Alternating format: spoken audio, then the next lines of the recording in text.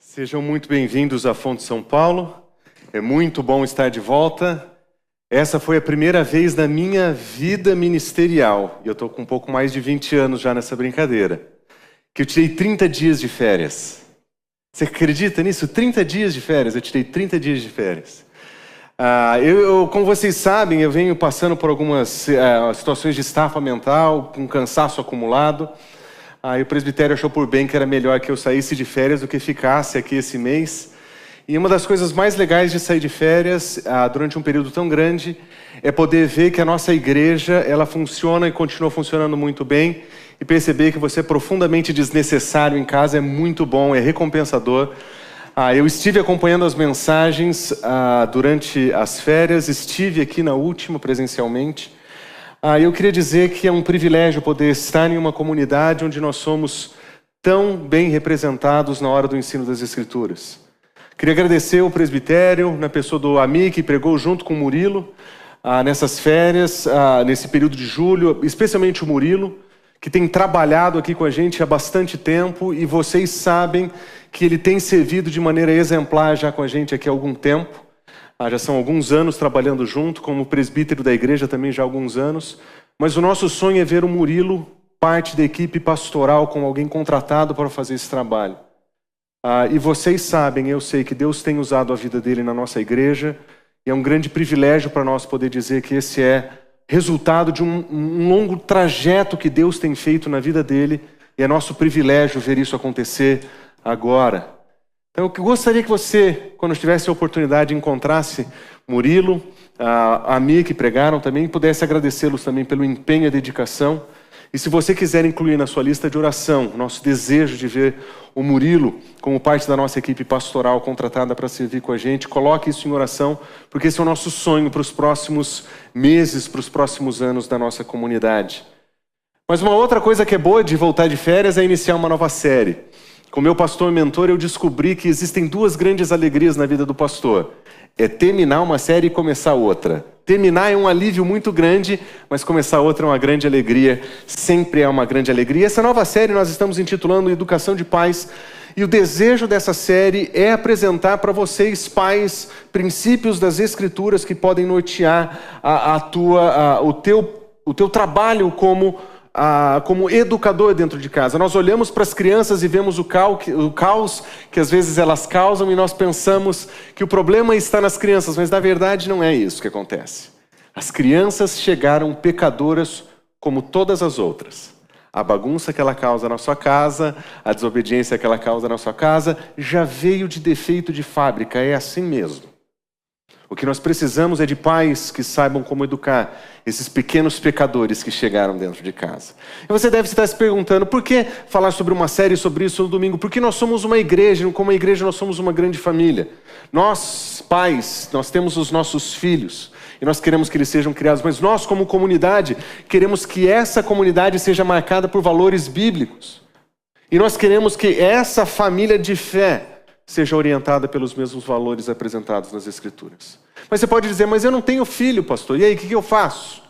Então você toma nota, porque você está saindo na frente. Presta atenção, porque para você é muito melhor do que aqueles que já têm filhos. Que vários daqueles que já têm filhos vão olhar e vão dizer, esqueci desse detalhe, não lembrei desse porém. Tome essa série para você como uma proposta de treinamento e aprendizado para o que vem. Você fala, não, mas eu acho que isso só vai acontecer na minha vida daqui a uns 10 anos. Não tem problema. Faça igual Elisa. Começa a tomar nota desde já, né, Elisa? A gente pode usar aquilo que a Escritura ensina para pais também serve para acalentar o nosso coração, que são verdades ensinadas pelas Escrituras. O que essa série vai ser? Essa série vai ser uma teologia bíblica da educação cristã dentro de casa. Nós vamos começar perguntando onde foi que eu errei e nós vamos, a partir dessa pergunta, apresentar o que é que a Escritura ensina. Por exemplo, quais são as prioridades? Qual é o primeiro passo que eu devo dar? O que é que eu não posso errar? Qual é a minha principal tarefa como pai? Como educar os meus filhos? O que fazer quando as coisas dão errado? Para onde eu devo apontar? E qual é a parte mais difícil da educação? Quando nós olhamos para essas perguntas, são perguntas que nós fazemos e que nem sempre sabemos responder, mas que as Escrituras podem providenciar respostas sólidas para nós. A Escritura pode oferecer para a gente um grande panorama da educação que nós podemos usar nas nossas vidas. Mas essa série vem com uma novidade também. Essa é a primeira série que nós vamos fazer, em que nós vamos apresentar para a comunidade um resumo e um guia de reflexão semanal. Sim, nós já fizemos guias de reflexões em outros momentos, mas dessa vez nós vamos fazer por mensagens durante a semana, assim que elas aparecerem. Assim que o Natan passar para frente, eu posso mostrar para vocês um link que vocês podem usar para usar. Pode passar mais uma, Natan, por favor. Esse guia de estudo vai estar disponível para vocês toda quarta-feira no site o site que eu estou usando por enquanto, chamado ProEclésia, que nós ainda não temos o nosso site da igreja. Quando nós tivermos o nosso site da igreja, isso vai direto para o nosso site, porque o nosso sonho é deixar esse material também disponibilizado para depois. O que você vai encontrar? Você vai encontrar uma reflexão com perguntas de orientação para você aprofundar o seu estudo e guardar essas informações. Se você usar o seu celular nesse QR Code, você vai ser direcionado para o site e tem a opção de você já colocar o seu e-mail e cadastrar o seu e-mail para receber automaticamente, para você não ter que procurar, isso vai chegar no seu e-mail. E assim que você colocar o seu e-mail, ele vai dizer para você que tem planos. Preste atenção nessa parte. Tem planos. Você pode comprar um monte de coisa naqueles planos, mas não tem nada à venda naquele site. Então, todo o dinheiro que você colocar lá não vai virar nada para você. Ele tem a opção gratuita. Então, faça uma assinatura gratuita para receber esse material no seu e-mail. E esse é o material que você vai poder usar para grupos pequenos, devocionais pessoais, reflexões pessoais, para o estudo posterior da palavra. O nosso desejo é que o material produzido pela comunidade sirva a cada um de vocês e a cada um dos nossos lares também. Mas, uma vez que nós vamos iniciar uma nova série, vamos orar? Senhor Deus, nós colocamos diante do Senhor esse tempo, pedindo para que nessa manhã o Senhor continue a falar ao nosso coração como já tem feito durante a semana. Que o Senhor use a mensagem e a palavra para lembrar o nosso coração verdades que nós não podemos esquecer. Que nessa manhã nós possamos ser lembrados da Tua graça, mas ser lembrados também dos compromissos que temos diante do Senhor como pais. Que o Senhor use esse tempo para moldar a nossa vida e coração. Nós oramos em nome de Jesus. Amém. Uma das coisas que me marcam muito quando eu converso com vocês é que eu escuto histórias que eu não teria condições de experimentar. Eu lembro de um amigo me contando sobre uma situação no mercado onde ele estava recebendo pessoas para trabalharem com ele. E nos processos seletivos chegaram as pessoas, os candidatos à vaga para entrevista, e um deles veio acompanhado da própria mãe. A mãe estava levando o garoto para fazer a entrevista e ao que parece a mãe queria fazer parte da entrevista para ajudar o filho a responder aquela pergunta. Uma outra história que eu ouvi que foi sensacional foi de um profissional que, chamando um membro da sua equipe, ele disse o seguinte: você tem trabalhado aqui muito bem, você tem feito um excelente trabalho. O nosso trabalho aqui tem sido realizado com excelência pelo time, você se destaca, mas existe um problema. Você é uma pessoa muito ausente no escritório. Eu falei, não, mas eu sou híbrido. Eu posso vir de vez em quando, eu posso ficar em casa de vez em quando. Ele falou, tudo bem, esse é o acordo, está tudo dentro do esquema. Mas deixa eu falar uma coisa para você. Você conhece aquele senhorzinho que está passando ali na frente? Ele é o chefe do nosso departamento. É ele quem decide quem é promovido e quem não é promovido. Se ele...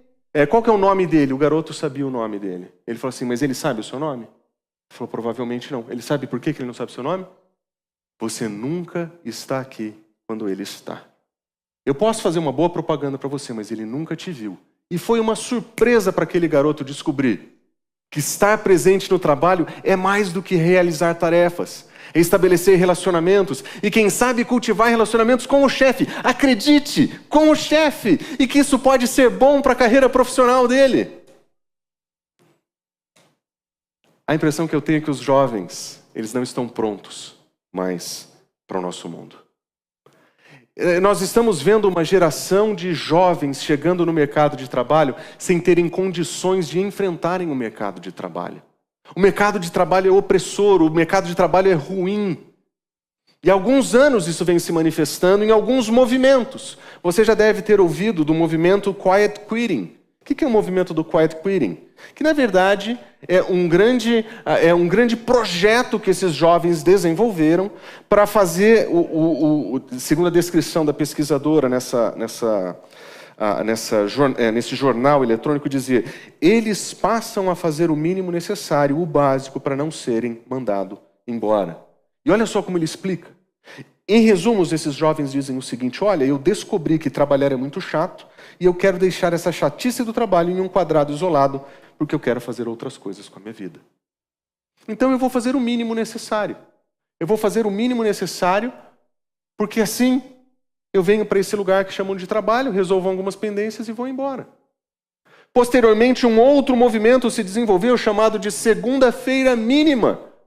Segunda-feira mínima é parecido com Quiet Quitting, mas é melhor. Eles dizem o seguinte: qual é a diferença? São dois movimentos parecidos. No Quiet Quitting, ou demissão silenciosa, é quando você faz apenas o exigido da sua função, ou seja, nada além. A segunda-feira mínima é muito melhor. É quando você dedica as primeiras horas do seu dia para o seu autocuidado. E você escolhe 3 tarefas que são importantes, que podem ou não estar dentro do seu job description. Segunda-feira mínima significa autocuidado. Alguém está pagando o salário desse jovem para que segunda-feira ele diga: quer saber? Eu preciso de um peeling. Quer saber? Hoje eu preciso de uma sauna. Eu vou no clube. Eu vou fazer academia. Porque a minha segunda-feira vai ser mínima. E adivinha o que isso tem gerado no mercado de trabalho? Olha só essa notícia do começo desse ano. Demissão por justa causa bate recorde. Explicando os problemas que podem estar agravando esse recorde, eles dizem que existem fatores do mercado, mas existem fatores comportamentais. E nessa entrevista, o pesquisador disse o seguinte: o próprio processo de renúncia silenciosa, ou quiet quitting em inglês, no qual o funcionário vai deixando de cumprir tarefas sem fazer questão de avisar o seu empregador, pode pesar no aumento de demissões por justa causa. Abril desse ano. Que surpresa, não é verdade, que vocês começaram a fazer o mínimo do seu trabalho e foram descobertos. E agora vocês estão sendo demitidos por justa causa. Que surpresa! A impressão que nós temos é que os jovens, eles não estão sendo preparados para a vida futura. Eles estão chegando completamente despreparados, sem as competências necessárias para enfrentar os desafios. Mas de onde estão vindo esses jovens tão frágeis? De onde eles estão aparecendo? Porque nós olhamos para essa geração e nós dizemos: ah, que geração fraca! Ah, que geração frágil! A pergunta que nós deveríamos estar pensando é: quem criou essa geração frágil? Nós estamos vendo uma turma despreparada para o mercado de trabalho e nós queremos olhar para eles como se eles tivessem que ser os únicos responsáveis. Ou será que eles foram criados em ambientes onde eles foram treinados assim? Se você prestar atenção, muitos desses jovens frágeis, eles vieram de lares que deram tudo o que eles queriam. Seus pais ofereceram tudo para os seus filhos. E eles acreditam que o universo deve tudo para eles. A escola tem que dar tudo para ele. O emprego tem que dar tudo para ele. Muitos desses jovens vieram de lares em que os pais deram todas as facilidades. Ao invés de treinar o filho a enfrentar dificuldades, pais estão fazendo tudo pelos seus filhos.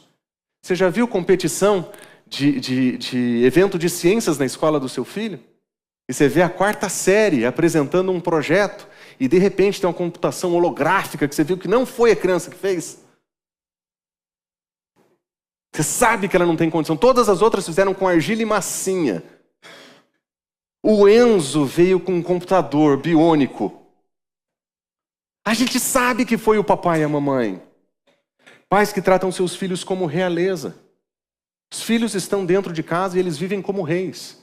Eles dizem para o pai o que querem comer, que hora que querem acordar, que hora que usam a TV, que hora que vão para a escola, que hora que voltam da escola. E os pais falam ok. E a escola fala ok, porque o pai paga a escola. Só que o mercado de trabalho não funciona assim. E esses príncipes estão chegando no trabalho e sofrendo com isso. Onde é que nós erramos como sociedade, se nós pudéssemos fazer uma reflexão? Bom, talvez porque nós decidimos que o trabalho era mais importante que os nossos filhos. Você já percebeu quantas pessoas, elas quando pensam em filhos, elas pensam em um grande problema para a carreira? Ninguém mais quase ninguém mais parece pensar que filhos são uma bênção, que filhos são uma dádiva de Deus. Quantos de nós tivemos crises ao pensar sobre filhos, porque quando nós pensamos sobre filhos, nós ficamos preocupados com que isso vai afetar a minha carreira. Eu tenho uma proposta de vida. Essa criança vai atrapalhar o meu caminho. Quando nós decidimos que o tempo é mais importante que os nossos filhos. Nós temos pouco tempo porque a nossa carreira é importante demais. Nós temos pouco tempo para gastar com filhos. Então nós vamos terceirizando as nossas responsabilidades porque nós temos coisas mais importantes para fazer. E quando nós decidimos que a nossa função é facilitar a vida dos nossos filhos? Você lembra como que se fazia para andar de bicicleta antigamente? Seu pai chegava com uma bicicleta, ele dava uma bicicleta para você e falava, vai, equilibra, vai. Hoje você compra uma bicicleta que tem a rodinha e não tem o pedal. Aí tem o pedal e não tem a rodinha. E você tem que empurrar a criança, ela tem que equilibrar primeiro. Primeiro ela empurra com um pé, depois ela empurra com os dois pés. E aí ela passa para uma bicicleta que é um pouquinho maior, que é mais ergonômica, dá certo o movimento, não dói as costas, não cansa o pescocinho. Você põe um capacete, uma cotoveleira, uma joelheira e um protetor em volta do torso da criança para evitar perigos maiores. E com 16 anos ele pega a primeira bicicleta dele do Itaú e vai passear no parque. Antigamente, nós entregávamos a bicicleta e falava, filho, anda de bicicleta, se cair, levanta. Hoje as crianças não podem cair, hoje as crianças não podem machucar, hoje as crianças não podem testar, não podem experimentar. Então o que nós fazemos? Ao invés de ensinar as crianças que a vida tem degrau, nós vamos diminuindo os degraus para que eles fiquem mais fácil. Vamos deixar a vida mais fácil. E essas são crianças treinadas para não vencerem obstáculos na vida. Nós estamos treinando os nossos filhos para o fracasso emocional, porque eles estão desde cedo deixando de enfrentar os seus problemas. Mas onde foi que nós erramos como igreja? Quando é que nós cristãos que conhecemos o Senhor e a sua palavra começamos a errar nesse quesito? Bom, provavelmente porque nós estamos reproduzindo o padrão desse mundo. Nós que fomos chamados para não nos conformarmos com esse mundo, nós que fomos chamados para evitar o padrão desse mundo, nós estamos olhando para fora e vendo sabedoria nessas coisas. E nós estamos ficando fascinados com as facilidades da educação de filhos da nossa era corrida e sem tempo. Nós precisamos facilitar a vida dos nossos filhos porque nós não temos muito tempo. Nós estamos corridos, nós estamos sobrecarregados. Então, nós olhamos para isso como uma grande resposta, uma grande sacada que vai resolver os nossos problemas. Nós estamos comparando as nossas vidas com a média das pessoas ao nosso redor. E, gente, comparar com a média das pessoas ao nosso redor é igual na sala de recuperação no final do semestre de física e ficar feliz que você tirou 4 quando todo mundo tirou 3.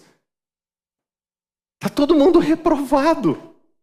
A média de criação de filhos do nosso lado hoje é muito baixa. Mas porque nós às vezes nos sentimos um pouquinho melhor que a média, nós nos sentimos satisfeitos. Nós estamos comprando ideias terríveis de educação de influências. Essa é uma coisa muito engraçada. Nós paramos para ir nas nossas mídias sociais para ouvir a Stephanie, que foi formada em psicologia e nunca educou uma criança, dizer quais são os 5 passos mais úteis para a educação de filhos, e você pega aqueles 15 segundos de sabedoria popular que dá para ser vendido no Instagram, que vende imagem e som e emoção, e você fala, é isso que eu precisava para a minha vida. A Stephanie, que nunca educou uma criança na vida, que nunca olhou para trás e viu os resultados das dicas que ela deu. Você olha para mães com crianças, são filhos de 3 meses, 4 meses, vendendo os seus filhos na internet, falando, olha o que eu faço para parar essa birra.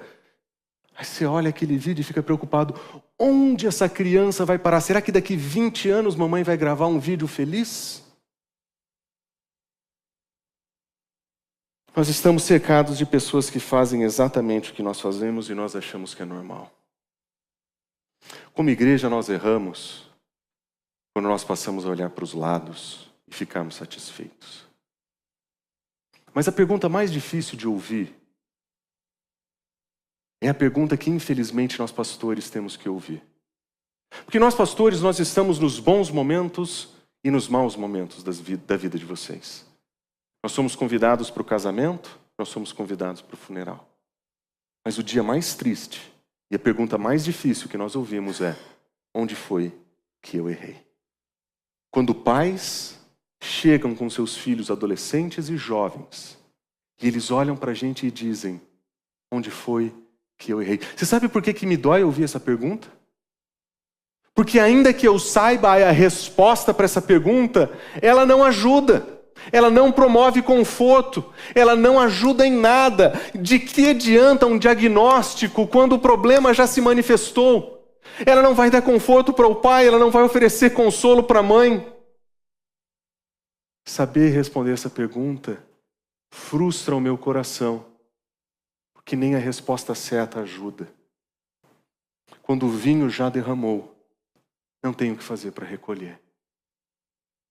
E é muito triste receber pais que olham para a gente, pastores, e dizem, onde foi que eu errei? Eu nunca me esqueço de um pai que chegou para mim com filha de 16 anos e disse, ela não quer saber do Senhor, ela não quer saber da Escritura, ela não quer saber da igreja, ela não quer compromisso nenhum com nada. E eu olhava para aquela família e era evidente onde estavam os erros. Eles falharam no compromisso deles com o Senhor, eles falharam na devoção, eles falharam no compromisso com a igreja, eles falharam na presença da comunidade, na participação, eles eram ausentes, distantes. O filho foi criado dentro da igreja, a filha foi criada dentro da igreja, mas nunca como parte da comunidade. Mas o vinho já tinha sido derramado, não tinha mais o que fazer. Tudo o que eu podia dizer é, a gente vai ter que orar. Nós vamos pedir para que Deus tenha misericórdia, para que nas experiências dela, como mulher adulta, o Senhor venha confrontá-la e ela possa se arrepender. A razão de eu pregar essa série como a primeira mensagem dessa série é porque a maioria de vocês tem filhos pequenos. A maioria de vocês ainda tem filhos por criar. E porque nós estamos nesse processo de criação de filhos, eu não queria que daqui 20 anos você me procurasse, daqui 15 anos você me procurasse e me perguntasse, Marcelo, onde foi que eu errei? Porque eu quero oferecer para vocês princípios que vocês podem usar hoje, para que vocês não tenham que fazer essa pergunta. Existem garantias? Claro que não existem garantias. Os nossos filhos vieram pecadores do dia em que eles nasceram. Eles são pecadores. Eles vão escolher o caminho deles. Mas eu gostaria que você encontrasse conforto em saber responder você mesmo essa pergunta, antes que coisas ruins aconteçam. Se nós pensarmos onde foi que nós erramos de maneira geral, talvez eu diria que isso aconteceu em parte porque nós abandonamos a sabedoria das Escrituras para ouvir a tolice do mundo.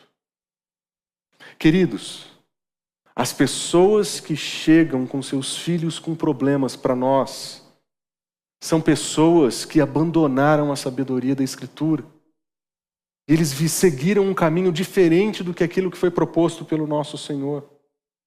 São pessoas que afirmam que a Escritura é inspirada, ela é autoritativa, mas vivem como se essa palavra fosse só um guia de sugestões. Como se a Escritura desse uma série de pequenas dicas. E nós afirmamos que nós somos crentes, mas a verdade é que nós não cremos na instrução divina. Nós temos falhados no ponto fundamental. É um ponto de fé. Nós não cremos de fato que o nosso Senhor é sábio o suficiente para dizer para nós o que nós precisamos fazer como pais. Nós não acreditamos de fato que a palavra de Deus é inspirada por Ele, autoritativa, e que os princípios ensinados nessa Escritura vão ser sabedoria para a nossa vida. Nós não acreditamos nisso de fato. Porque se nós acreditássemos de fato que essa palavra ela é útil, nós não estaremos seduzidos pelos modelos de educação desse mundo. Nós não estaremos seduzidos pelas propostas medianas em volta de nós. A razão que nós temos feito um mau trabalho como pais é porque, em essência, nós temos um problema de fé genuína em Deus e na palavra revelada dele. Nós não cremos de fato em quem ele é. Nós não cremos de fato no que a Escritura ensina. É por isso que nessa manhã, meus irmãos, eu gostaria de reunir para vocês 5 erros que você pode deixar de cometer desde já, para que a sua educação de filhos dentro de casa, aquela que você está realizando hoje, ou aquela que você vai realizar nos próximos anos.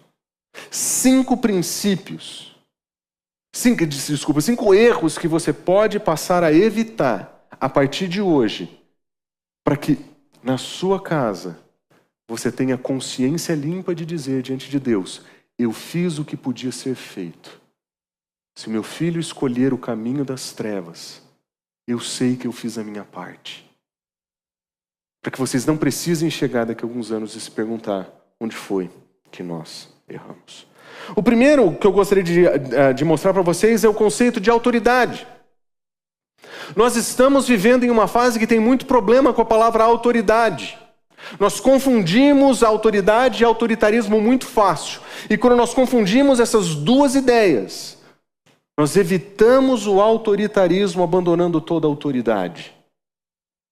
Quando nós pensamos na nossa história, nós somos herdeiros de uma tradição de autoritarismo.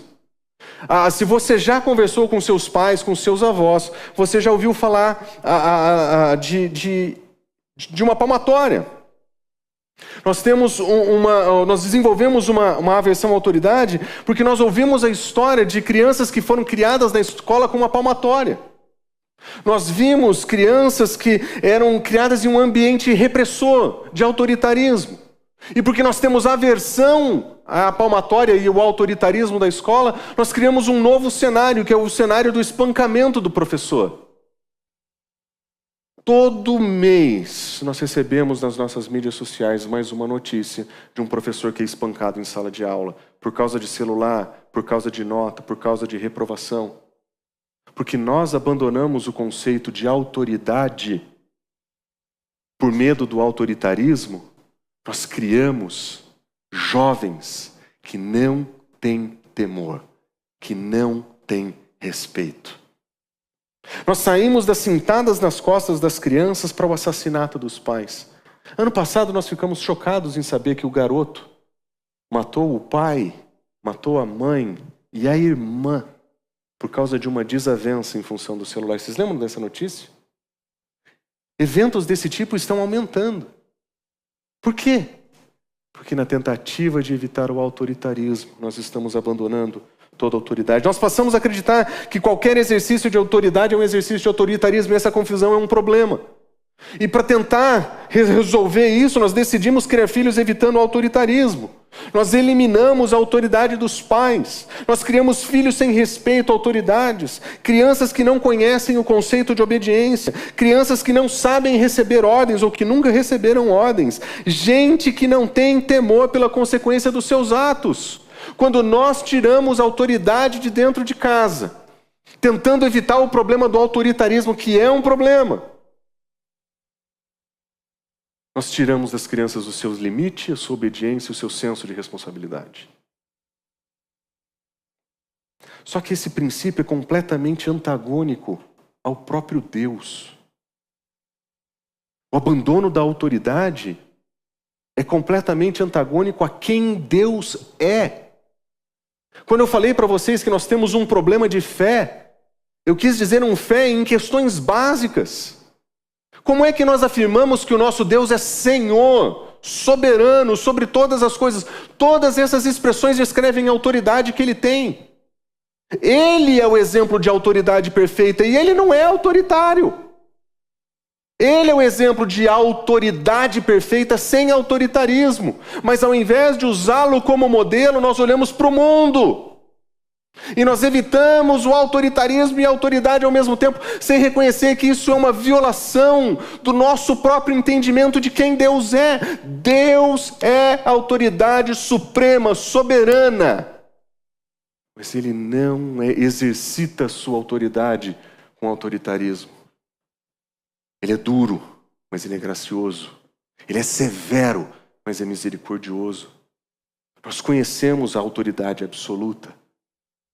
É esse Deus que lá em Deuteronômio 6 vai dizer o seguinte: esses são os meus mandamentos, estatutos, ordenanças que o Senhor, seu Deus, ordenou para que ensinasse a vocês, para que vocês cumpram na terra que vocês vão entrar. Quando Deus separou o seu povo, Ele descreveu palavras como mandamento, Ele deu estatutos, Ele deu ordenanças, Ele deu ordens. Todas as palavras usadas nesse texto descrevem exercício de autoridade e de domínio. Quando nós pensamos em um sistema legal, em leis, são exatamente essas palavras que estão sendo usadas aqui. O nosso Deus manifesta a sua autoridade dando ordens. Ele diz: vocês têm que seguir isso que eu vou dizer para vocês. Ele ordenou para que você ensine, para que os cumpram na terra. Cumprir é obediência. Cumprir é obediência. Deus dá ordem para que pessoas obedeçam. Esse é o princípio de autoridade que Ele tem. E Ele continua dizendo: desse modo, vocês, os seus filhos e os seus netos temerão o Senhor, o seu Deus, e obedecerão todos os teus mandamentos, e que eu lhes ordeno todos os dias da sua vida, para que vocês tenham uma vida longa. Ele deu ordens para que sejam obedecidas, porque ordens obedecidas geram temor e geram obediência, que geram temor, que geram obediência. Nosso Senhor não tem problema com autoridade. Nosso Senhor não tem problema em dar ordem. Nosso Senhor não tem problema em exercer sua autoridade dando ordem. Mas isso não é autoritarismo. Isso é graça. Aliás, Ele diz: se vocês temerem esses mandamentos, vocês vão ter vida longa. O benefício do exercício da autoridade que Deus tem conosco é para nós. Nós seremos beneficiados dessa autoridade. Mas você viu quem é beneficiado nessa autoridade? Os nossos filhos. Quando nós reconhecemos a autoridade suprema de Deus e vivemos de acordo com a autoridade dele, os nossos filhos são abençoados. Os nossos filhos vão ter vida longa. Aliás, nosso Deus ensina que o sucesso é dependente da obediência. Ele diz: ouça e obedeça, Israel. Assim tudo irá bem. Ouça o que eu ensino. Obedeça o que eu ensino. E vocês vão ser bem-sucedidos. Bem-sucedidos não significa rico. Não significa sem doença. Não significa sem problema emocional. Bem-sucedido nas Escrituras significa: vocês vão ter uma vida próspera para o reino. Vocês vão ter uma vida de saúde espiritual para o reino. O mundo vai continuar caído, os seus problemas vão continuar em volta de você, mas você vai ser próspero para o reino. Quando nós abandonamos a autoridade com medo do autoritarismo, nós estamos abandonando um princípio muito importante da educação, de que Deus nos estabeleceu como autoridade para os nossos filhos em casa. E de que nós podemos dar ordem para os nossos filhos, que nós podemos estabelecer regras, que nós podemos estabelecer o funcionamento da casa, sem que isso seja autoritarismo, mas que seja bênção para a vida deles. Para que isso seja saúde para eles, prosperidade para o reino na vida deles.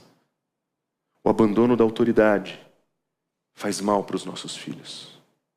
Eles serão mal-sucedidos, porque nós falhamos em reconhecer a fundamental importância da autoridade dentro de casa.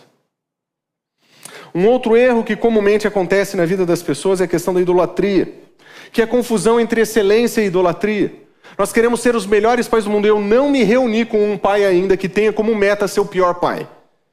Eu já ouvi histórias de pessoas que disseram que tiveram o pior pai do mundo. Mas eu nunca conversei com um pai que chegou, olha, meu plano de vida é ser um pai mediano. Eu queria ficar, sim, nota 5, 6 para passar. Nunca encontrei essa pessoa. Todos nós queremos ser bons pais. E não tem nada errado com querer ser bom pai. Todos nós deveríamos almejar isso. Mas quando nós transformamos a educação dos nossos filhos no grande alvo da nossa vida, nós substituímos os nossos filhos no lugar de Deus. Não é verdade? Nós fazemos pequenos altares em casa para os nossos filhos. Nós tratamos os nossos filhos como, entre aspas, divindades, né? Não podem ser tocadas, feridas, machucadas. Elas são grandes reis dentro de casa. Uma das razões que isso acontece é que nós vivemos numa sociedade bem técnica. Nós gostamos muito de trabalhar. E nós acreditamos que o nosso trabalho é a exata medida da nossa vida. Nós valemos o quanto nós trabalhamos. Qual é o seu valor? Hoje essa semana eu trabalhei 80 horas. Puxa, parabéns. Nós nos devotamos ao trabalho e fazemos dele o Senhor das nossas vidas. Nós não descansamos, não dormimos, nem exercitamos, porque tudo que é trabalho é secundário. É sem importância. Esse mundo técnico que nós vivemos, o nosso trabalho, nós já vimos isso várias vezes esse ano, inclusive. Em várias séries diferentes, nós trabalhamos com o conceito da idolatria do trabalho dentro de casa. Mas o que isso afeta dentro das nossas casas é que os nossos filhos são inimigos do nosso sucesso. Uma vez que a nossa devoção está no nosso trabalho, os nossos filhos são um problema. Carreira profissional é sempre mais importante que filhos. Você já conversou com alguém que diz, olha, eu estou grávida? Um casal que chega, olha, nós vamos ter um filho. E ouviu a seguinte frase? Você sabe, eu não sei como é que eu vou fazer para conseguir equilibrar, agora que eu tenho um filho, o meu trabalho. A pergunta que você sempre ouve é, como é que eu vou fazer o meu trabalho agora que eu tenho um filho? Quantas horas eu vou ter que abrir mão? Que rotinas eu vou ter que mudar? Os filhos, geralmente, eles, num ambiente onde o trabalho é prioridade, filho é empecilho, é problema. Nós terceirizamos a educação dos nossos filhos porque nós somos escravos do nosso trabalho. Nós estamos tão empenhados em servir o nosso trabalho que os nossos filhos estão ficando em segundo lugar. E esse tipo de idolatria é nociva para os nossos filhos. A Escritura não diz que você tem que deixar de trabalhar. A Escritura não diz que você tem que abandonar o trabalho e morar numa fazenda. Mas a Escritura está dizendo que se o seu trabalho é mais importante que o seu filho, suas prioridades estão no lugar errado. Se o seu trabalho é mais importante que o Senhor, você está vivendo uma vida de falta de fé. Que é aquilo que o texto de Deuteronômios continua dizendo, os versículos 4 e 5, ele diz, ouça Israel, o Senhor, o nosso Deus, é o único Senhor. Ame o Senhor, o seu Deus, com todo o teu coração, com toda a tua alma e com todas as tuas forças. No ensino de Deuteronômio capítulo 6, de onde nós estamos tirando esses valores, nós observamos que o abandono do Senhor é o grande mal da nossa geração. Nós somos idólatras e abandonamos a nossa autoridade porque nós não amamos o Senhor como deveríamos. Nós não amamos o nosso Senhor com todo o coração, não com toda a nossa alma, não com todas as nossas forças. Esse não é o modo como nós vivemos. Nós vivemos uma vida bem competitiva nessa área. Existe um terceiro problema, também apresentado em Deuteronômio capítulo 6, no qual nós vemos um problema de atenção, ou o problema da dedicação dividida. Nessa devoção que nós temos ao trabalho, ou com essa escravidão que nós temos ao trabalho, nós acreditamos que podemos servir a Deus e a riqueza. Nós realmente acreditamos nisso. Nós vamos nos devotar a Deus e a riqueza, quando Jesus já tinha ensinado para a gente que é impossível. Ou você vai agradar um, ou você vai desagradar o outro. Não tem como. Não tem como ter dedicação exclusiva a Deus e ao trabalho ao mesmo tempo. Não tem como. Nós podemos nos dedicar ao trabalho, nós podemos fazer do nosso trabalho um meio para a glória de Deus, é claro que podemos, é isso que a Escritura ensina. Mas quando nós somos escravos do trabalho, nós estamos tentando equilibrar essas coisas. Nós vivemos como quem ama o Deus e o dinheiro, e nós vivemos exaustos por causa dessa dedicação dividida. Nós já vimos isso em outras séries esse ano, que a nossa dedicação dividida é a causa da nossa exaustão. Mas o que é triste é que, porque nós vivemos isso, nós decidimos entregar para os nossos filhos aquilo que sobra. O teu melhor esforço, o teu melhor trabalho, a tua maior dedicação fica com o teu chefe. Depois, talvez o teu cônjuge. E talvez o que sobra fica para a família. Nós oferecemos o nosso tempo, energia e dedicação primeiramente ao trabalho. Se sobrar, família. Se sobrar, igreja. Se sobrar, para o Senhor. Que é exatamente o oposto do que Deus nos ensina no texto de Deuteronômio. Ele diz: ouça, Israel, o nosso Deus é o único Senhor, ame o seu Deus com todo o teu coração, toda a tua alma, todas as tuas forças. A prioridade do nosso amor deve ser o Senhor. Porque quando nós tiramos o Senhor da nossa prioridade, nós colocamos no lugar outras coisas, o nosso trabalho, os nossos filhos. E quando nós fazemos isso, nós deixamos de ouvir a autoridade, nós deixamos de obedecer, nós deixamos de ser bem-sucedidos. Um quarto erro que eu vejo que às vezes nós cometemos é que nós caímos no equívoco de acreditar que simplificar a vida dos nossos filhos é o melhor caminho para a educação. É o problema do caminho mais fácil. Como devotos do nosso trabalho, nós não temos tempo para lidar com os desafios dos nossos filhos. Nós não temos tempo para estudar as Escrituras. Nós não temos tempo para ensinar as Escrituras dentro de casa. E nós não temos tempo para disciplinar biblicamente os nossos filhos. Dá trabalho disciplinar biblicamente, não dá? Dá trabalho olhar para as Escrituras e observar o que ela ensina sobre disciplina e fazer isso dentro de casa. É muito mais simples trocar uma birra por um pirulito, uma desobediência por um filme, um escândalo por uma televisão. É muito mais fácil. Assiste esse filme. Você está cansado. É uma fase. Vai passar. Espera um pouquinho. Nós já vamos resolver esse problema. Assiste esse filme enquanto eu termino o almoço. E nós vamos escolhendo caminhos sempre mais fáceis para facilitar a vida dos nossos filhos e a nossa vida. E como resultado, nós nos tornamos permissivos. Nós escolhemos o mais simples porque o certo dá trabalho. Nós somos tentados sempre nesse equívoco. Pega o atalho, o caminho mais fácil, porque o caminho certo é difícil. Nós escolhemos a porta larga porque estreita dá trabalho. E nós já vimos isso. Quando estudamos o Sermão da Montanha, a porta estreita, é pouca gente que entrar, é a porta larga que vai todo mundo. Nós escolhemos um modelo de educação que não exige a presença intencional. Eu não preciso gastar tempo com meu filho. Vocês já viram aquele influencer da internet que desenvolveu um método que o seu filho precisa de 9 minutos de atenção? Vocês viram isso? 9 minutos por dia. E você vai ter uma presença intencional com seu filho. 9 minutos. São os 3 primeiros minutos da manhã. Você vai dar 100% de você para o seu filho. 3 minutos antes do almoço, 3 minutos antes de dormir. E seu filho vai ser satisfeito da sua presença. Você já parou para pensar que essa pessoa nunca testou isso com a esposa? Que não funciona com mulher?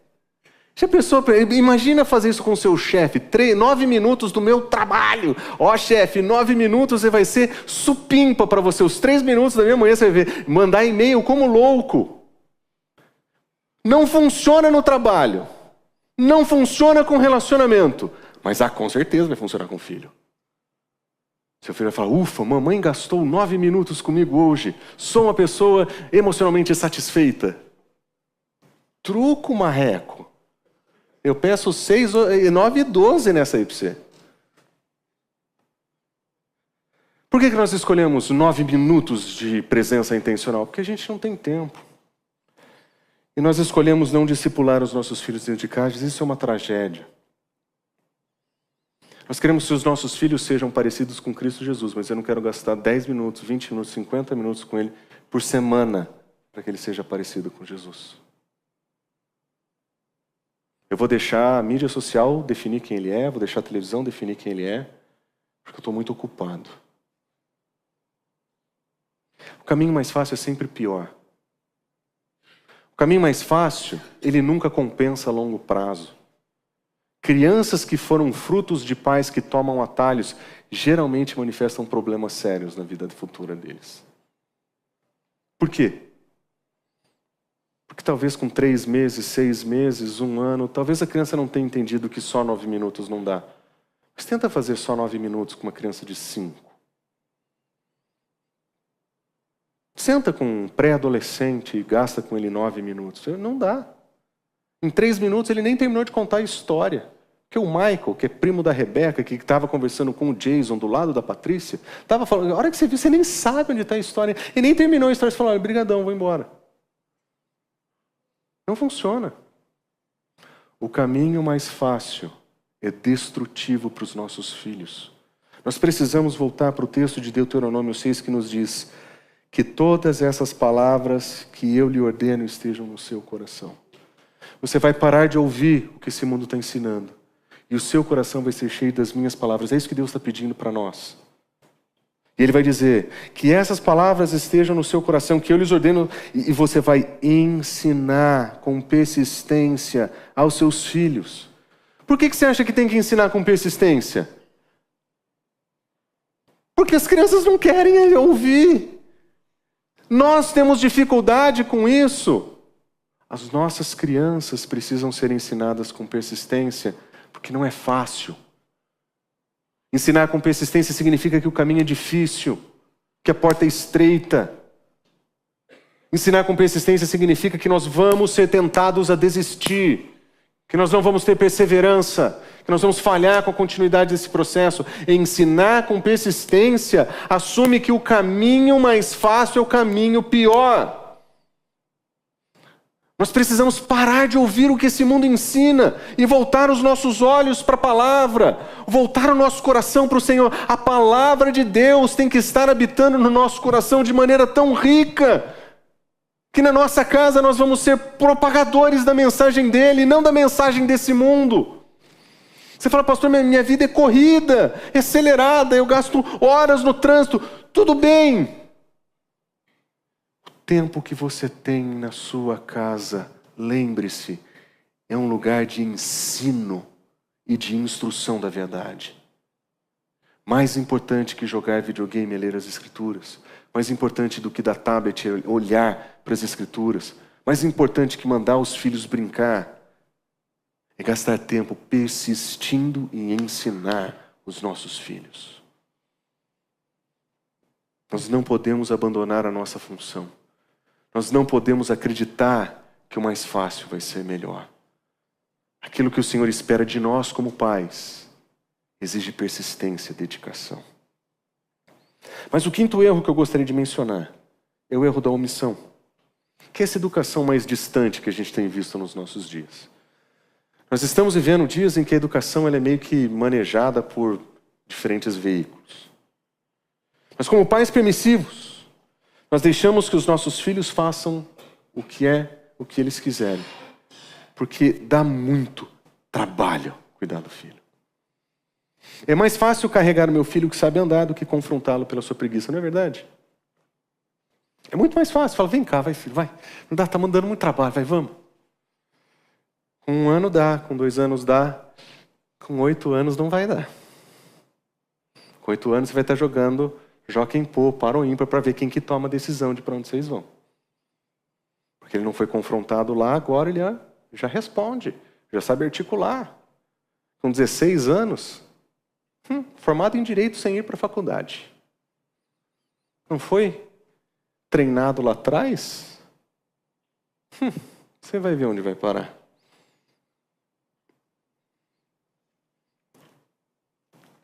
Às vezes nós temos medo de confrontar os nossos filhos, mas nós não deveríamos. Deus confronta o nosso coração o tempo todo. A forma como você vai confrontar pode ser perigosa e ruim. Você pode confrontar de maneira pecaminosa o coração do seu filho. Mas confrontação não é ruim. Confrontação faz bem para a alma. Faz bem para a criança. Mas é mais fácil, de fato, fazer o que ele quer do que confrontá-lo com o que ele precisa. Seu filho precisa aprender respeito, adivinha quem vai ensinar? Seu filho precisa aprender sobre temor, adivinha quem vai ensinar?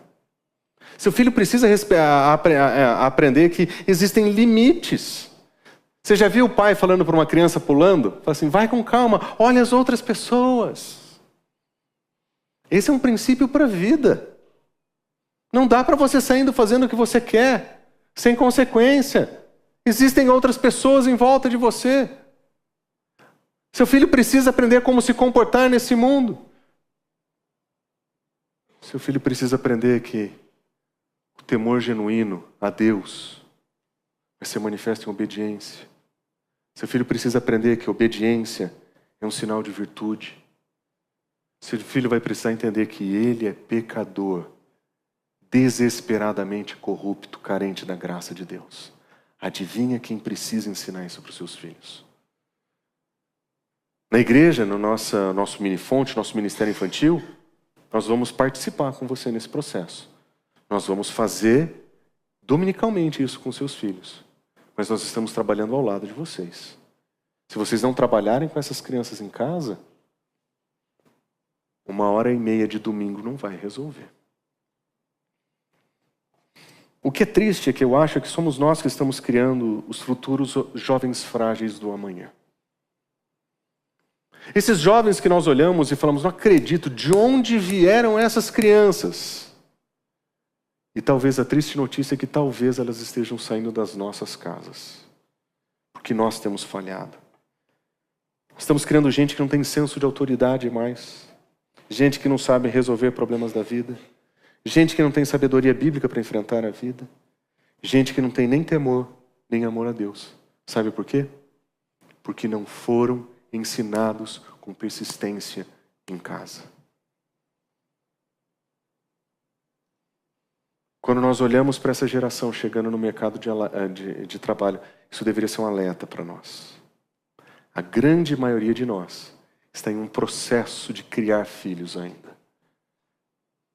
É por isso que a Escritura diz que nós precisamos nos envolver intencionalmente com os nossos filhos.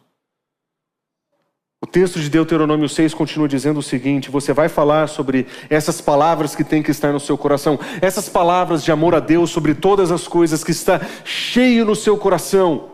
Você vai ensinar para os seus filhos quando você estiver sentado.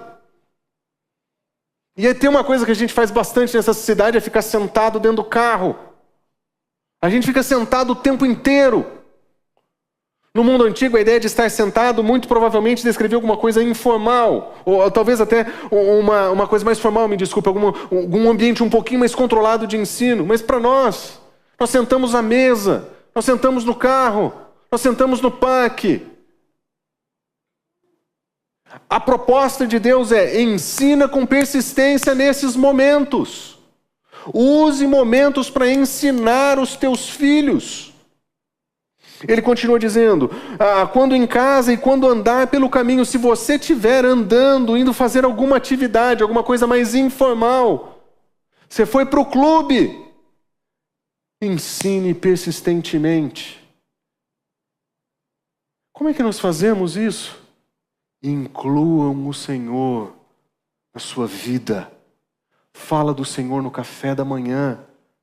Fala do Senhor no almoço. Fala do Senhor no jantar. Leia livro com seus filhos. Ensine as Escrituras dentro de casa. Tenha um tempo de fazer isso durante a semana. Aproveitem as oportunidades formais e informais. Deixe a vida do seu filho saturada com a presença das palavras do Senhor. Que esse amor pelo Senhor que você tem no seu coração, que consuma o coração dos teus filhos, pela tua presença. Invista tempo nos seus filhos. Faça isso quando se levanta, quando se deitar, foi dormir. Lê uma história para ele. Foi dormir, ora com ele. Foi dormir, vai dar um abraço de boa noite antes dele apagar. Mas vai falar do Senhor antes dele dormir. E quando ele acordar, continue fazendo isso. A nossa casa tem que ser um centro de treinamento para crianças criadas no temor do Senhor. Nós precisamos que a nossa casa seja o ambiente de instrução primária de Cristo. Que eles ouçam o Evangelho dentro da nossa casa. Que eles entreguem a Cristo Jesus as suas vidas dentro de casa, porque nós somos pais. Que eles desenvolvam amor pelo Senhor, temor pelo Senhor, por causa da nossa presença intencional com eles. Ele diz, o texto continua, amarre essas palavras. Ele fala, amarra na sua mão, coloca no batente da porta. Serão modelos do mundo antigo de dizer, encha a sua casa dessa palavra. Encha a sua vida dessa palavra. Que o amor de Deus seja percebido no que você faz, no que você fala dentro de casa. Que o seu lar seja marcado pela presença do Senhor, pelo amor ao Senhor, pelo temor do Senhor. Nós não podemos ser pais distantes. Nós não podemos terceirizar os nossos filhos. Os nossos filhos são bênçãos que Deus deu para nós. E responsabilidades que Ele deu para nós. Não é da igreja, não é da escola. Pai e mãe são responsáveis por essa visão de educação dos seus filhos. Qual que é o grande problema, então? O grande problema da educação de filhos nos nossos dias não são os nossos filhos, somos nós. O maior problema na educação dos filhos somos nós como pais, porque nós temos abandonado a sabedoria de Deus. Nós temos abandonado o ensino das Escrituras. Nós precisamos melhorar. Nós precisamos aprender a evitar aquilo que esse mundo ensina e abraçar o que a Escritura ensina.